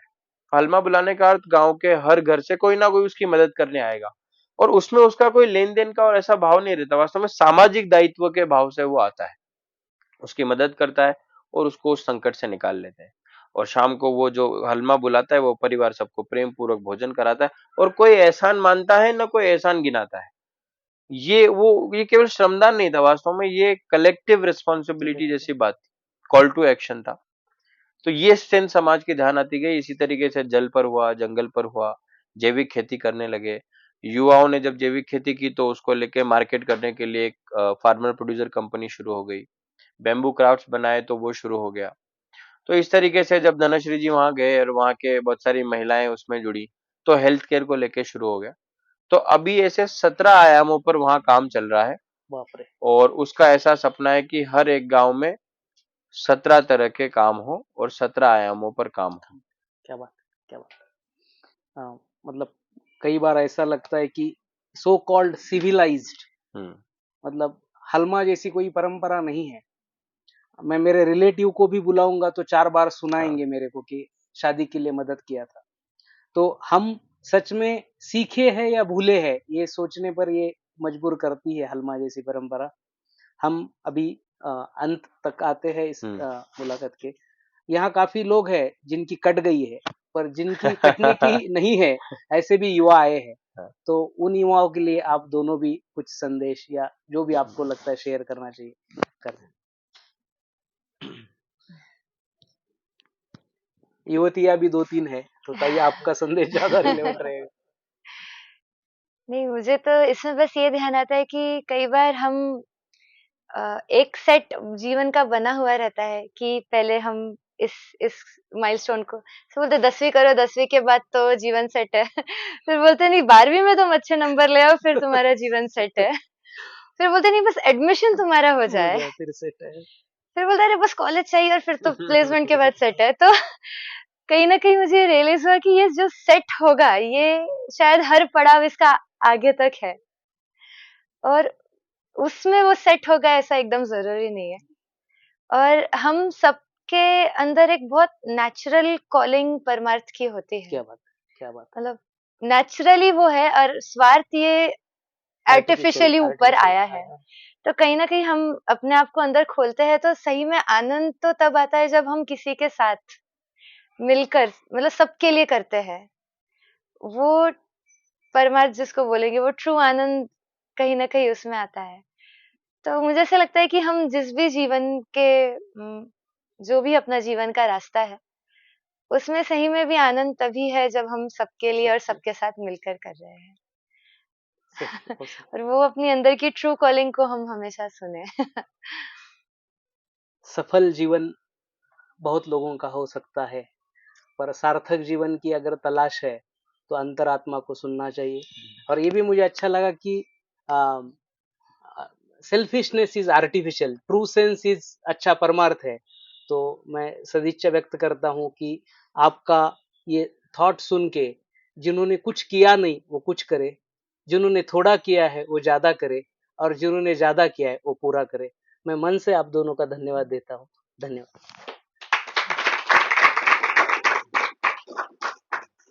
तो अभी ये किसी थोड़ा क्वेश्चन आंसर अगर कुछ है तो कर सकते हैं। हाँ, हमने आपने आपको इतनी देर से देखा ही नहीं, हम मनोज जी को देखते जा रहे हैं। आप क्या एक्सप्रेशन दे रहे हैं, क्या सुन रहे हैं? मेरा नाम यशोदा देशमुख है। तो मेरा बेसिकली ये सवाल था कि जैसे हमारे कुछ एस्पिरेशंस होते हैं, एक अच्छा कॉलेज में जाना है, अच्छी लाइफ़स्टाइल होनी चाहिए। तो वैसे आप जहाँ काम करते हैं, तो वहाँ के लोगों के भी सिमिलर डेफिनेशन होती है एक सक्सेसफुल और फुलफिल्ड लाइफ़ की, या फिर कुछ बदलाव आता है इसमें? वो वैसे तो अलग अलग ही रहते हैं, जैसे हम जिस परिवेश में रहते हैं, जिस वातावरण में उससे बनते हैं। वहां के युवाओं में मैंने देखा कि अभी भी वो भाव सामाजिकता का है। हालांकि जो फॉर्मल एजुकेशन से चले गए हैं उनमें एक बन गया कि भाई हाँ, नौकरी करके आगे जाना है। पर फिर भी हमने देखा कि वहाँ जो सहज भाव है वो जैसे गांव में रहने का है, मिलकर रहने का है, खेती करने का है। तो बहुत कम ही हिस्सा ऐसा है, क्योंकि वो कई बार बन जाता है, जैसे स्कूल में गए तो अच्छा चलो अब ये नौकरी, इंग्लिश आनी चाहिए, ये आनी चाहिए। पर थोड़ी सी भी जब हम चर्चा करते हैं कि स्वाभिमान क्या है या कैसे है, तो वो जैसे एक उदाहरण मैं देता हूँ। एक संगीता है, वो आपकी उम्र की है, दामोर संगीता। तो वो भोपाल जाने वाली थी नर्सिंग की पढ़ाई करने के लिए, और कोविड का लॉकडाउन लग गया, तो वो इनके साथ वो युवतियों की प्रशिक्षण में आ गई। और जब उन्होंने देखा और उनकी अनुभूति, तो उन्होंने ये कहा कि अगर मैं भोपाल चली गई तो मेरी ये सारी जो हमारे गांव की संस्कृति ये छूट जाएगी, और मैं भी शहर जैसी हो जाऊंगी। तो उसने निर्णय लिया कि मैं यहाँ रहूंगी। झाबुआ के नर्सिंग कॉलेज में एडमिशन लिया, और फिर अपनी जैसी बहुत सारी युवतियों को आरोग्य के काम के लिए जोड़ा। अभी वहाँ एक अच्छा बड़ा समूह बन गया, और उनका एक लक्ष्य है कि हर घर 15 तरह के पोषण के पौधे लगे। तो अभी वैसे 17,000 परिवारों में वो पौधे लग गए हैं, मतलब बड़ा आंदोलन जैसा बन गया है। तो मुझे लगता है कि थोड़ा बहुत वो असर है, पर फिर भी कई बार, और वो हम सबके भी अंदर है, ऐसी बात नहीं है। तो ऐसा है, वो सोचने का ही अलग है ना। आप भी आइए झाबुआ, तो उनसे मिलिए, तो फिर आप खुद ही जानिए। मेरा एक सवाल है। जी। आप दोनों में, अब आपके दोनों भी फील्ड अलग अलग है, और दोनों भी आधुनिक फील्ड के हैं आप। एक तो इंजीनियरिंग के है बैकग्राउंड, और आपका मेडिसिन बैकग्राउंड है। उनका भी कुछ ऐसा पारंपरिक ज्ञान रहेगा, और दोनों का मिलाप करके दोनों समाज के लिए कुछ बन सकता है।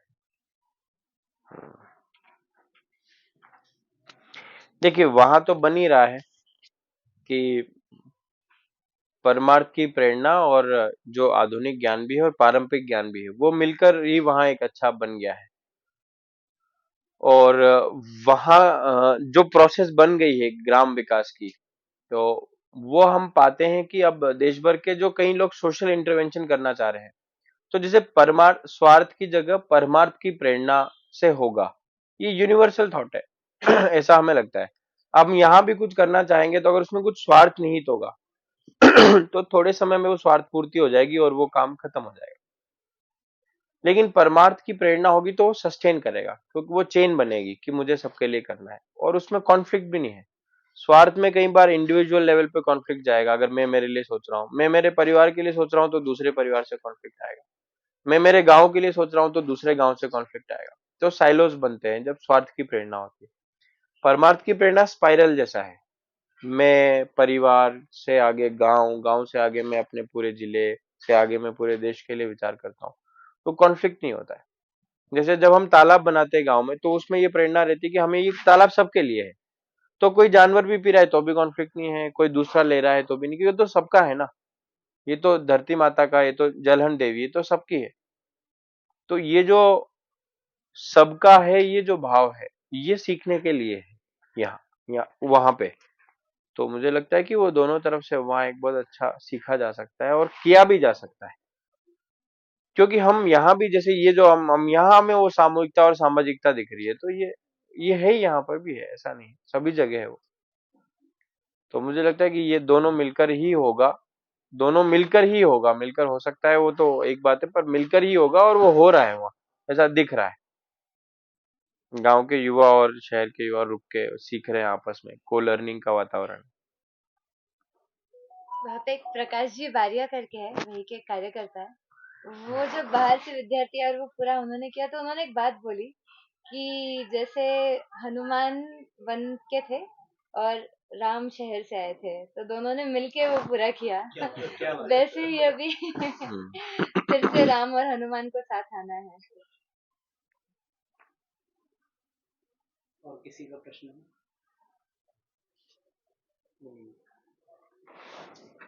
अभी जब भी आपने काम शुरुआत की और आज अभी ये जो शिवगंगा प्रकल्प है वो अभी 15 साल हो गए ना, 15 साल हुए, तो अभी कितना यश आया है और कितना, क्या आगे का क्या विजन है या क्या लाइन ऑफ एफर्ट्स है ऐसे?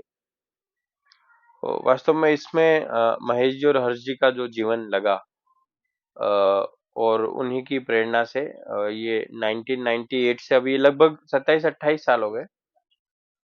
तो इसमें जो सफलताएं दिखती हैं वो तो है ही, पर बहुत सारे असफल प्रयोग भी इस प्रोसेस में रहे। लेकिन अब धीरे धीरे इस प्रोसेस ऐसे बनते बनते इस पे विश्वास आ गया। तो उसमें यही बात है कि हर गांव में परमार्थ की प्रेरणा से काम करने वाले 15 से 20 युवा युवतियां हो। उसमें से हर युवा हर युवती किसी ना किसी विषय की जानकार है। जैसे कोई युवा जल का जानकार है और उसके मन में ये प्रेरणा है कि मैं पूरे गांव के जल संवर्धन को लेकर काम करूंगा और भी अन्य युवाओं को सिखाऊंगा। ऐसे ही कोई युवती आरोग्य की जानकार है, तो उनके मन में ये प्रेरणा है कि मेरे पूरे गांव का हर परिवार स्वस्थ निरोगी बने। उसके लिए मैं हर घर को जोड़ूंगी, हर घर पे पौधे लगाने का प्रयास करूंगी और अपनी जैसी और युवतियों को वो काम सिखाऊंगी जो मैंने सीखा है। तो जब ऐसा हर गांव में हो जाएगा 20-30 युवा, तो वो पूरा गांव ही गुरुकुल बन जाएगा। हम उसको कहते हैं कि गांव में कोई गुरुकुल नहीं है, ग्राम ही गुरुकुल हो गया। तो वहां अब वो लर्निंग इकोसिस्टम चालू रहेगा और ऐसे वहां 1500 गांव हैं, तो हमें 30,000 ऐसे परमार्थी युवा तैयार करने हैं, तो हर गांव गुरुकुल बन जाएगा और वहां सीखने का वातावरण रहेगा। उन 30,000 युवाओं के जो प्रशिक्षक है, ये सभी 22 लाख उसके विद्यार्थी हैं, जो पूरी पॉपुलेशन है। और वो 30,000 लोगों के प्रशिक्षण का एक व्यवस्था है शिवगंगा। तो इवेंचुअली हम उस तरफ जा रहे हैं। उसमें से काफी कुछ हम बढ़ भी गए, जैसे 130 गांव में तालाब बन गए हैं, 190 गांव में मातावन हो गए हैं, लगभग 300 साढ़े 300 गांव में आरोग्य के पौधे लग गए हैं।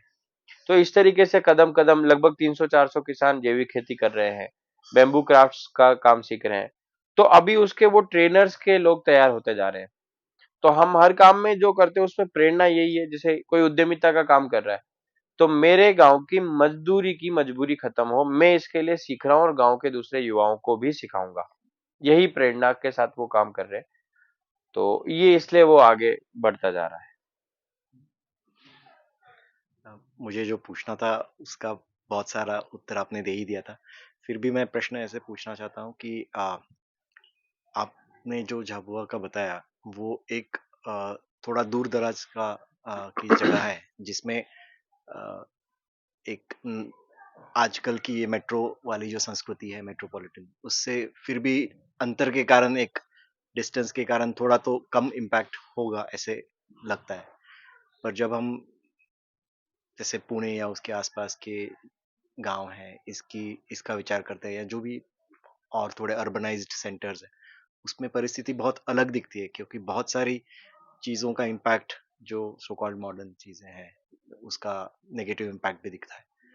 तो ऐसी सिचुएशन में आप जो कर रहे हैं, क्या वही मॉडल आपको लगता है बेस्ट रहेगा या उसमें कुछ और करना पड़ेगा? और सेकेंडली, आपने ये जो बताया वो किसी ऑर्गेनाइजेशन के अंडर होता है उसका कोई फॉर्मल स्ट्रक्चर है या वो कैसे इतने हजारों गांवों तक आप ये ले जा रहे हैं? तो उसको हम वैसे एक मूवमेंट ही बोलते हैं, आंदोलन ही, जन आंदोलन ही, पर वो शिवगंगा एक ऑर्गेनाइजेशन, शिवगंगा समग्र ग्राम विकास परिषद के नाम से रजिस्टर्ड सोसाइटी भी है। 2007 में वो रजिस्टर हुई और उसके तत्वावधान में, उसके अंडर ये सारे, उसके द्वारा ये सब काम संचालित होते हैं। उसकी लगभग 50-60 लोगों की पूर्णकालिक जो है, पूरा समय देने वाले वैसे लोगों की टीम है। और गांव पे 3000 कार्यकर्ता हैं जो अलग अलग स्तर पे समय दे रहे हैं। जैसे कोई 6 गांव की जवाबदारी है, किसी की अपने गांव की जवाबदारी है, ऐसे भी 3000 कार्यकर्ता हैं जो उसको लेकर समय दे रहे हैं। तो इस तरह का स्ट्रक्चर है उसका थोड़ा।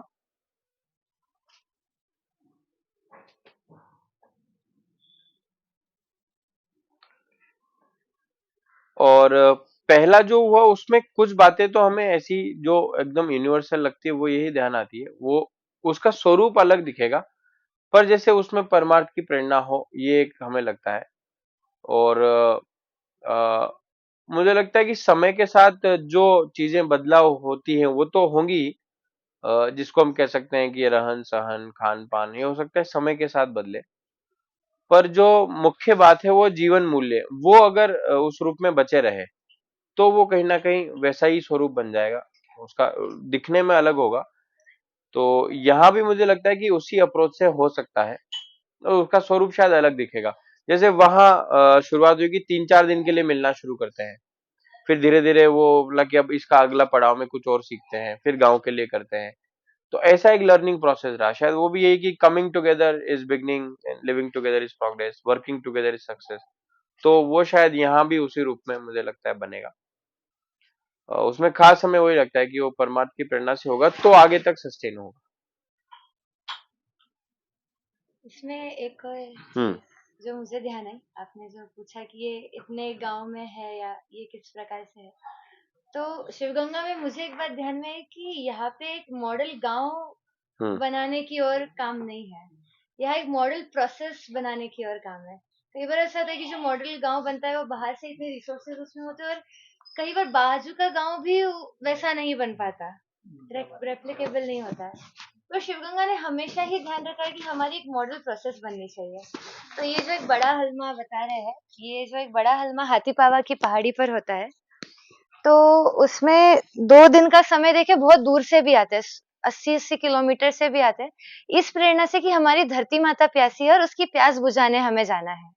वो वहां पे जो कॉन्ट्यू ट्रेंचेस डिग करेंगे वो उनके गांव तक तो पर फिर भी छोटे दूध पीते बच्चों को लेकर माया आती है, बुजुर्ग लोग आते हैं, बच्चे आते हैं, वो एक दिन पहले से वहां रुकते हैं, इतना व्यवस्थित ढंग से, मतलब 40,000 लोग सेल्फ नेविगेट कर रहे हैं कि हमें जाना है, लाइन से जाना है, उनके हाथ में सब अपने अपने गेती फावड़े खुद लाएंगे कि हमें वहां पे जाके काम करना है, पूरा वहां रहेंगे मिलके एकदम ऑर्गेनाइज तरीके से करके, कोई कचरा नहीं कुछ नहीं, सब व्यवस्थित ले जाके एक बड़े से हॉल में सब साथ में ही रहते हैं, फिर भी कोई चीजें नहीं होती, तो इतने व्यवस्थित रूप से वो करते हैं। तो वो हलमा में कई सारे गांव के युवा भी आते हैं, तो वो देखते हैं कि यार हमने जब मिलके किया तो 3-4 घंटे के टाइम में हमने 2 लाख से ज्यादा कॉन्ट्रीब्यूशंस गुड कर दिए।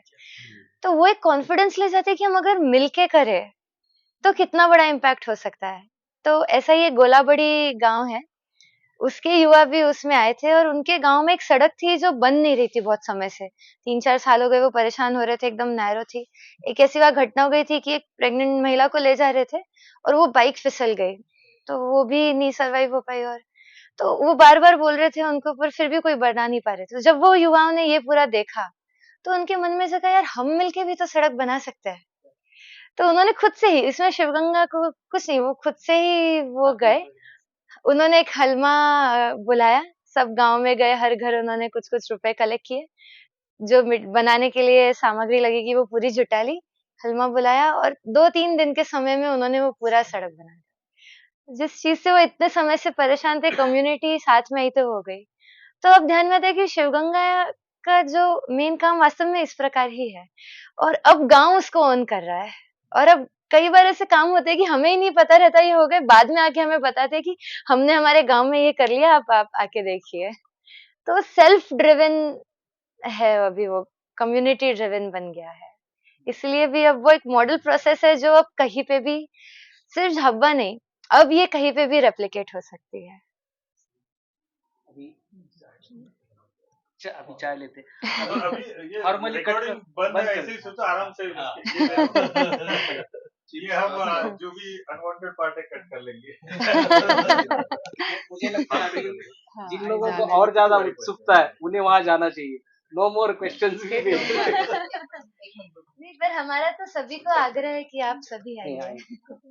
मुझे पूछना था कि आप वहाँ पे जो मेडिसिन की जो प्रैक्टिस है वो ट्राइबल उनकी जो है वही आप कंटिन्यू कर रहे हो, या आपकी ओर से कुछ वहाँ पे हेल्थ केयर को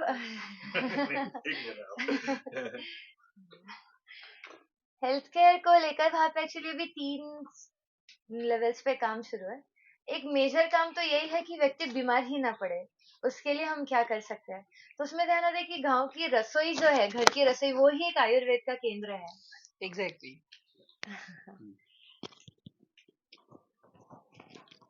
तो उसमें ध्यान रहे कि वास्तव में कई सारी बीमारियां तो पोषण की कमी के कारण ही वहां पर है। तो उसमें फिर गांव के जो ट्रेडिशनल बहुत सारे नॉलेज और मेथड्स है वो भी, और नया इससे भी रसोई में हम किस प्रकार का भोजन हमारा होना चाहिए। अगर बीमार पड़ गए तो छोटी मोटी बीमारियां दूर कैसे, उसका वहां का भी बहुत सारा नॉलेज है, यहाँ का भी। तो ऐसे हर गांव में ऐसे 4-5 लड़कियों की, महिलाओं की टोली बन जाए जो इसको सीख रही है और सभी महिलाओं को बता रही है। एक टीम बनती जा रही है। जैसे गांव में कहीं पे अगर मान लो कचरा इकट्ठा हो रहा है तो हम सब लोग जाके मिलके उसको साफ कर रहे हैं। कहीं पे पशु या कहीं पे कोई उस प्रकार का है तो वो भी हम सीखे, पशुओं का किस प्रकार से पालन हो, पानी का भी आरोग्य, वो एक टीम वैसी बनती जाए, उसको लेकर काम शुरू है। फिर उसके बाद उसमें जिस प्रकार से नितिन जी ने बताया कि 15 प्रकार के फलदार पौधे, आम, नींबू, जाम, जामफल, सीताफल, पपीता, शहतूत, ये हर घर लग जाए। और फिर हर महीने इसकी महिलाओं की ट्रेनिंग होती है। जैसे शहतूत सहजन लगाए तो उसकी पत्तियों की भी भाजी बनती है, उसका किस प्रकार से उपयोग हो सकता है। तो इसमें एक बहुत सुंदर हमारी अनुभूति रही कि एक सुनीता करके लड़की थी, उसको सीवियर कैल्शियम डेफिशिएंसी के कारण जो एकदम बॉडी ऐसी ककड़ा जाती है, पूरे लॉक हो जाती है, वो स्कूल में थी और उसको एकदम हुआ। उसको एडमिट किया और उससे बोला कि हर हफ्ते अब आपको कैल्शियम के इंजेक्शंस लगाने पड़ेंगे वरना सर्वाइव नहीं कर पाएगी। मतलब दूध वगैरह तो उस प्रकार से है नहीं, तो वो भी उस प्रकार से गए। तो उसकी माँ वास्तव में इस ट्रेनिंग में थी और उन्होंने 7 साल पहले ये पौधे बड़े किए थे, लगाए थे। तो उनके घर में ये ड्रमस्टिक सहजन का था। तो ट्रेनिंग में उनको पता चला कि इसमें कैल्शियम बहुत होता है। तो वो घर घर हर एक दिन छोड़ के वो उस भाजी, पत्तियों की भाजी बना के, अब 4 साल हो गए, सुनीता एकदम फाइन है, उसको कभी भी अस्पताल जाना नहीं पड़ा। तो वास्तव में इस प्रकार के वो बहुत सुंदर शहतूत खून की एनीमिया के लिए सबसे बढ़िया है। तो इतने बढ़िया वो पेड़ लगते हैं, एक व्यक्ति के घर पे भी पेड़ों, पूरे मोहल्ले के बच्चे आते हैं, तोड़ के ले जाते हैं, सबको खिलाते हैं। एक बहुत वो एक वन भाजी जो अपने यहाँ राण भाजी बोलते हैं मराठी में, वो वहां पर भी थे बहुत अच्छे से। और अभी धीरे धीरे उसका चलन कम हो रहा था। तो एक इंटरवेंशन अपन उस प्रकार से करते हैं कि हम वन भाजी अब बनाकर लाएंगे। तो हर गांव से महिलाएं वन भाजी बनाकर लाती है और उसको हम मिलके याद करते हैं कि ये हमारे पोषण का भंडार है। तो इस प्रकार के अलग ये इनिशिएटिव्स है। फिर कहीं ना कहीं ध्यान आता है कि प्राथमिक बीमारी, छोटी छोटी बीमारियों को टाइमली इलाज नहीं मिलने के कारण वो बड़ी हो जाती है। बड़ी होने के बाद फिर वो पूरा ही उसका बड़ा खर्चा आता है। गवर्नमेंट फैसिलिटीज भी उनको एक्सेसिबल नहीं होने के कारण प्राइवेट लोग तो रहते ही है पकड़ने के लिए तैयार, तो प्राइवेट उसमें जाके एक बड़ा, और झाबा के हर परिवार पे वास्तव में कर्जा है।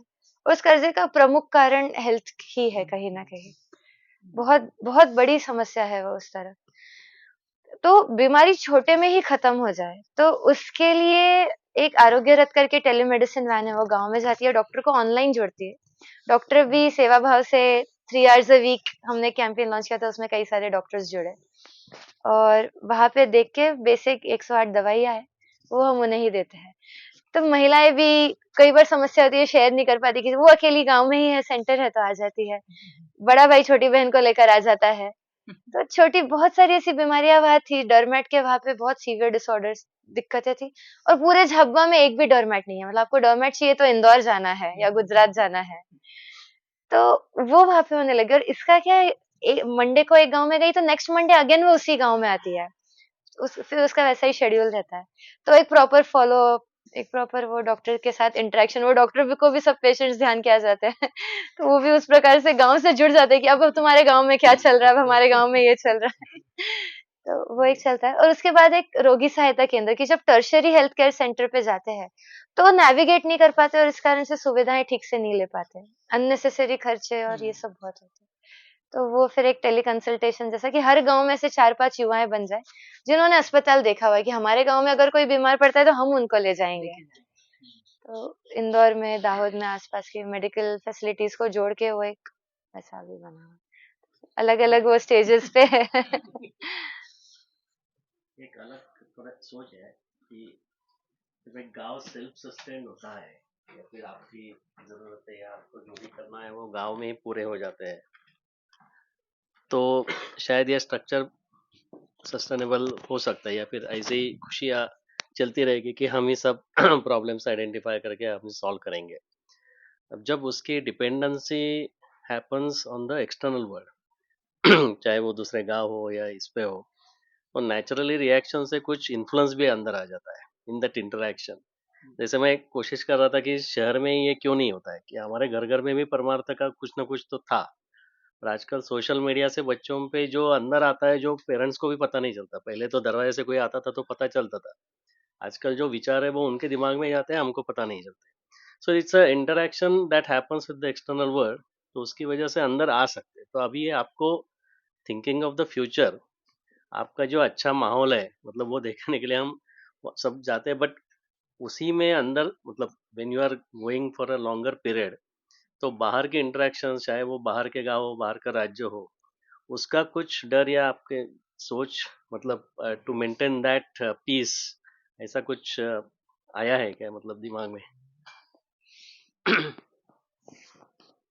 हाँ, मुझे लगता है कि फिर हमें वैसे रेजिलियंट सिस्टम बनाने पड़ेंगे कि वो उसमें तो मुझे ये मानना है कि शायद वो कि पेरेंट्स के लिए ये कि अब वो संतान एक विवेकपूर्ण निर्णय लेने की जैसी उसमें आ जाए, फिर तो सभी प्रकार की परिस्थितियां आएंगी, तब उसमें वो इस तरह का निर्णय लें ऐसा।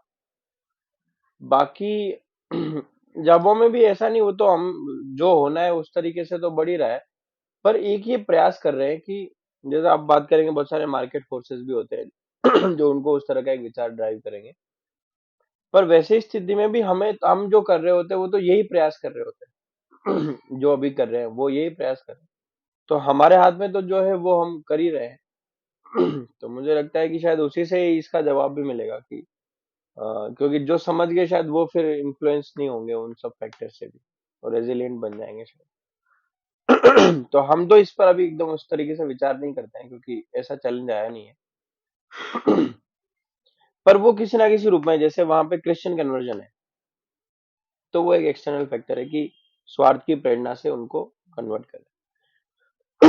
पर जब वो वापस अपनी जड़ों से जुड़ते हैं, हम उनको हलमा में बुलाते हैं कि ठीक है, आप जो कर रहे हैं वो करो, पर आप हलमा में, तो हलमा तो सबका है, ये तो हमारा ही है ना सबका, तो हलमा में आ जाते हैं। हलमा में आ जाते हैं तो वापस उस भाव से जुड़ जाते हैं, उस भाव से जुड़ जाते हैं तो वापस वो उनका जीवन वैसा ही धार्मिक जीवन हो जाता है। तो मुझे लगता है ऐसा हमेशा ही एक्सटर्नल फैक्टर होंगे, पर कुछ ना कुछ इस तरह की बातें रहेंगी जो हमारी, और शायद भारत तो इसका ही उदाहरण है कि इतने समय से लोग आए गए, लेकिन वो बचा है। कुछ बात है कि हस्ती मिटती नहीं हमारी, वो शायद वो शायद झाबुआ में दिखता है, वो जीवित है वो। तो ऐसा लगता है, मुझे लगता है कि वो अपने हाथ के जो प्रयास है वो अपन करें। अमित जी से पता चला था कि आप कविता भी करते हैं, तो to make it more on a lighter note, कोई आपकी कविता एक आधी सुना दो। नितिन जी की वैसे 3 कविताओं की श्रृंखला है। जो उनके 3 फेजेस में है, नितिन जी तो शायद बताएंगे नहीं, पर नितिन जी वो तीनों ही आप। हाँ, एक जरूर। हम तो हाँ, वास्तव में उसके अपने बहुत सारे सवालों के जवाब उनमें हैं, उन तीनों कविताओं में। तो एक वो मैं जो आपको बता रहा था अनुभव कि मेरे गांव में जो कृष्ण मंदिर था, वो झांकी बनी थी, तो तो जब मैं कॉलेज मेरी जो शुरुआत हुई वास्तव में उसमें, तो मेरे कॉलेज में मुझे खबर मिली कि वो जो हीरा काका थे जो हमारे जूते सिलते थे वो शांत हो गए थे। तो मुझे वो फ्लैशबैक आए बचपन में कि भाई ऐसे ऐसा हुआ। फिर मुझे वो जो पूरा जो अनटचेबिलिटी अस्पृश्यता वाला विषय क्लियर हुआ। तो वो जब वो शांत हुए तो उस समय मेरे मन में एक कविता है, वो मैं आप सबको सुनाता हूँ। वो राजस्थानी में है थोड़ी, पर वो समझ आएगी, सरल है।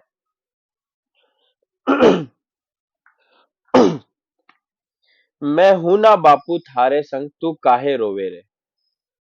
मैं हूं ना बापू थारे संग तू काहे रोवे रे।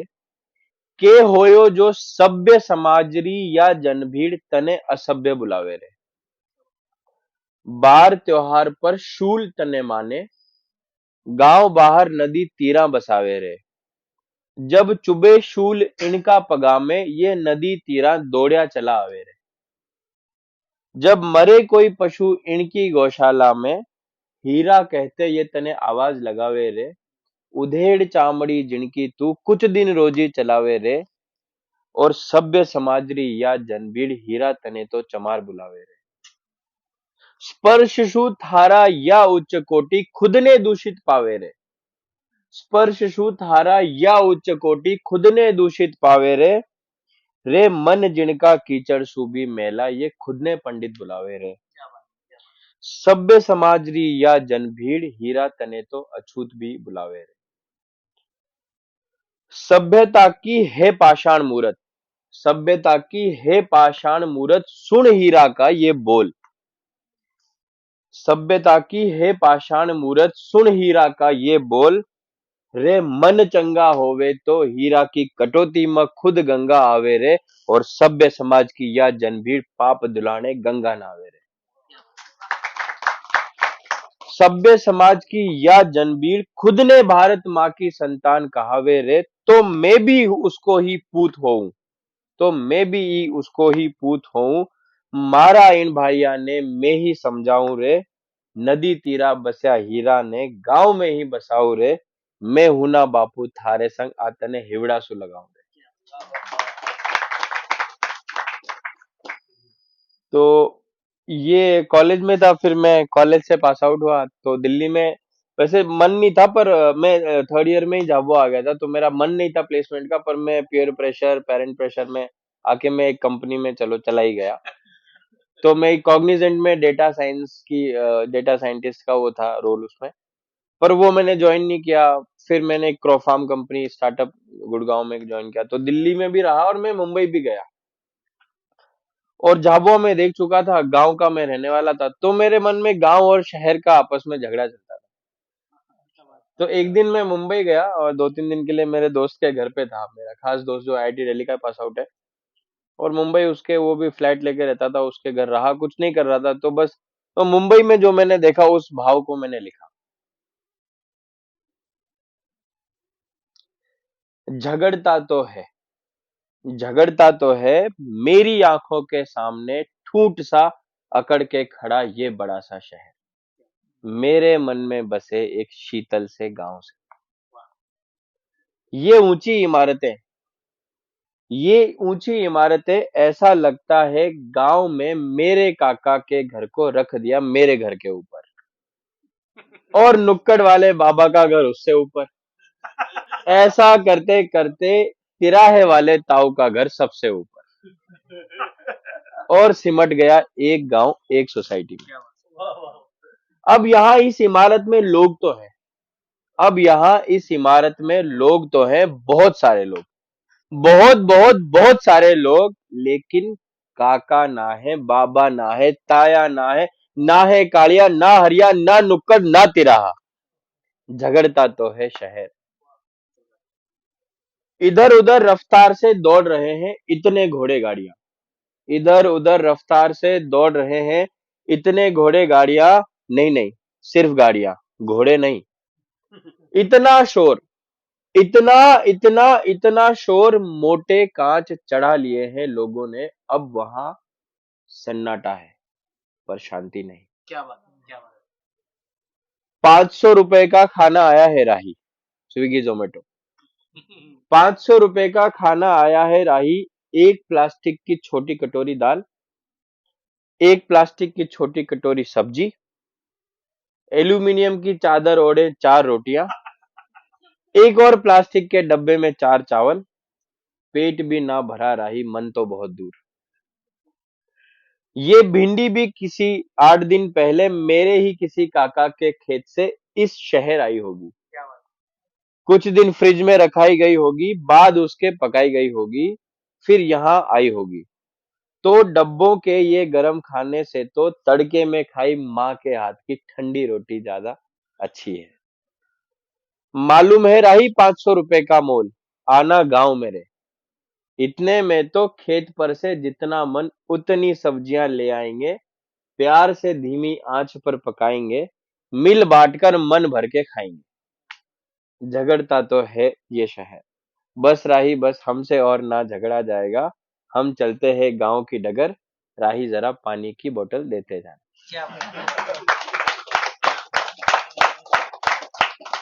तो ये करके मैं झाबुआ चला गया फिर गांव। फिर वहां वो बात शुरू हुई जो आपने पूछा था कि माता पिता का। तो मैं भी कुछ समय बिना बताए आया था दिल्ली से सीधा गांव झाबुआ। फिर 7-8 दिन में मेरे माता पिता को भी मैंने बता दिया। तो ऐसा एक फोन था जिसमें मेरी माता जी भी भावुक थी और मैं भी भावुक था। उसके बाद मेरे मन में एक बात आई, वो मैंने एक पत्र के रूप में लिखा और फिर वो पत्र मैंने मेरे माता पिता को भेजा। तो उस पत्र के बारे में तो हमारी कभी बात नहीं हुई, पर कुछ ऐसा हो गया जिससे हमारा वो उनके कई संदेह भी उसमें मिट गए। वो पत्र मैं आपको सुनाता हूँ। अभी तो मैंने ठोकरें खाई भी नहीं, अभी तो मैंने ठोकरें खाई भी नहीं, अभी तो मैं तूफानी अंधेरी इस बारिश में बिना छतरी के नंगे पांव चल भी नहीं निकला। और इस बारिश से गीले हुए शीशों को अखबार से साफ कर मैंने खुद को करीब से देखा भी नहीं। माँ अभी तो मैंने मेरी इस बाह पर लगे घाव पर दूसरे हाथ से खुद ही अकेले पट्टी बांधने की मशक्कत भी नहीं की। पिताजी अभी तो मैं इस उफनती नदी में आपके सहारे के बिना तैर भी नहीं निकला। माँ मुझे सीखना है सलीका जीवन का, माँ मुझे सीखना है सलीका जीवन का। अभी तो मैं इस मखमली चादर से बाहर भी नहीं निकला जो तूने ओढ़ा दी थी रात की ठिठुरन में जब मैं खुद में ही सिमटा हुआ था। माँ तुमको मुझे यूं अकेला छोड़ देने में डर तो लगेगा, माँ तुमको मुझे यूं अकेला छोड़ देने में डर तो लगेगा ही, लेकिन तुमने ही तो छुड़ा ली थी बालपन में तुम्हारी उंगलियां, तभी तो मैं चलना सीख पाया था। आज भी छोड़ ही दो ना। और पापा आपने ही तो साइकिल के दोनों छोटे पहिए वाले सपोर्ट हटाकर छोड़ दिया था मुझे हल्का सा धक्का देकर, तभी तो मैं चला पाया था आपको उसी साइकिल पर बैठा।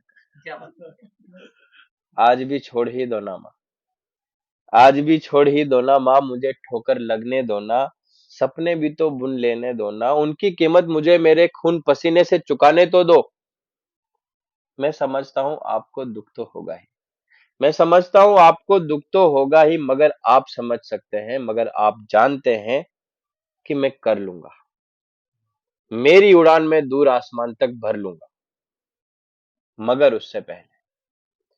मगर उससे पहले मुझे मेरे पंख बनाने होंगे, उड़ने का प्रयास करना होगा, उस कोशिश में गिरना होगा, गिर गिर संभलना होगा, फिर उड़ना होगा, फिर गिरना होगा, फिर उड़ना होगा। और देखना माँ मैं इस बार भी उड़ जाऊंगा दूर आसमान में और तू मुस्कुराती कहना मेरा बेटा। तो तो बस इस तरह का है।